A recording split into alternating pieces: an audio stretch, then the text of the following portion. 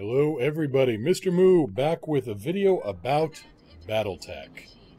And for those who've watched for a while and know me, I am a huge BattleTech fan.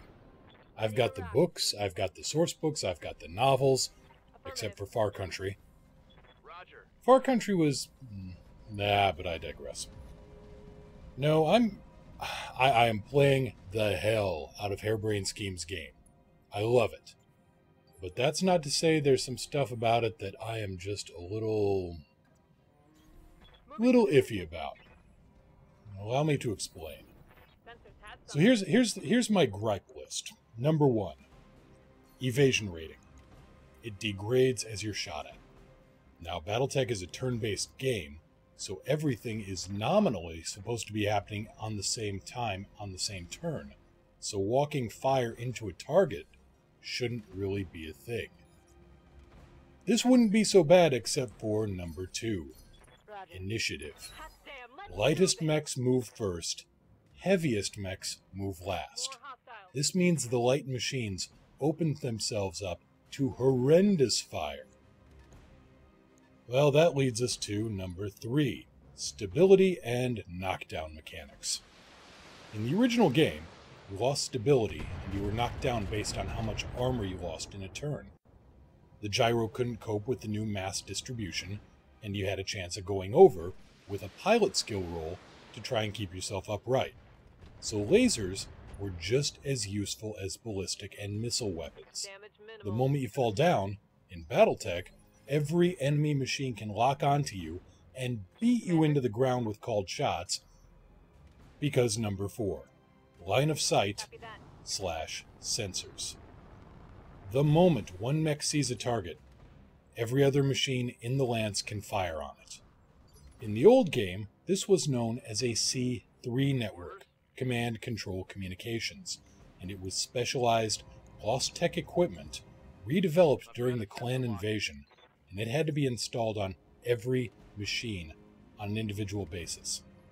But in this case, the moment one machine gets eyes on a target, everybody else can turn that target into dude soup, because number 5, missile boats. My endgame machines are nothing but LRM boats with bulwark and multi-target. Someone sensor locks a machine, and 200 plus LRMs drop down on top of them. It's the safest strategy because... Number 6, the computer cheats. Reinforcements, quote-unquote, that arrive on the same turn or one turn after you make contact are not reinforcements. They are what we like to call the main force. You are almost always facing down superior numbers and superior tonnage, and evasion doesn't work when 4 or 6 or 8 machines are focusing a target down. It requires bulwark, and it requires long range, and it requires stability damage to whittle down enemy numbers. That all adds up to missiles, and lots of them. Which is really sad because number 7, it means energy weapons and melee mechs are practically useless. PPCs do stability damage since they're particle beam weapons and have kinetic energy as well as an energy component to it. But melee mechs, with special arm actuators that take up space and weight that ranged weapons could be using, they just get focused down before they can get into punching range. Again, in the old game, you could make ranged attacks and melee attacks in the same turn. But with the one or the other mechanic, melee loses. So, what idea do I have to fix this? Tough call. Game development isn't just flipping a switch or pasting in a new line of code. It's tough. It's even tougher depending on how much hinges on that specific mechanic. But, all things being equal, and if wishes were horses, I'd like to see this. Number 1, evasion. Keep evasion from degrading. This would allow fast scout machines to be viable battlefield units. Yes, they could still get killed by a lucky hit, but their speed is their armor.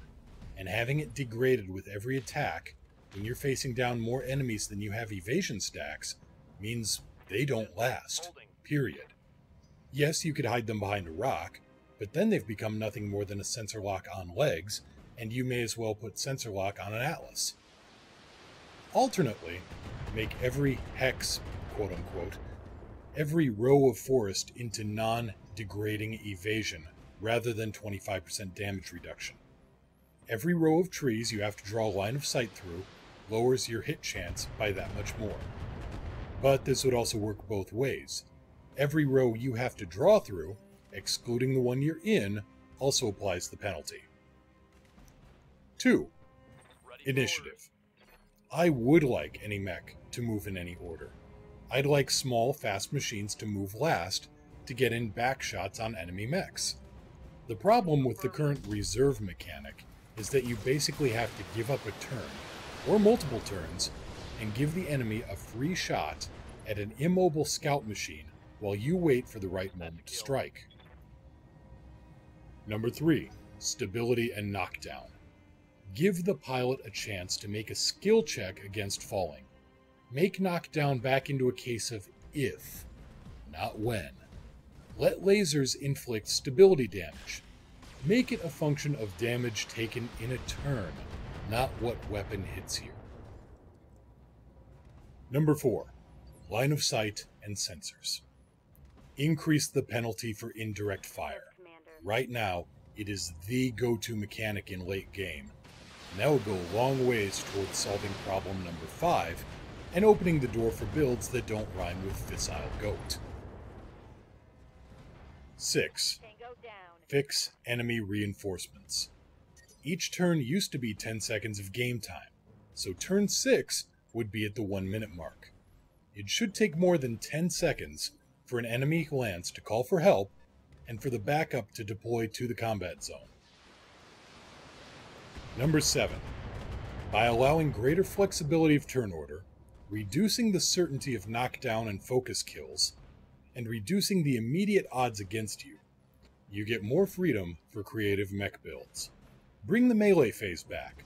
Let the machines take a shot and take a swing at something. Now let me be blunt, I do not want an easier game.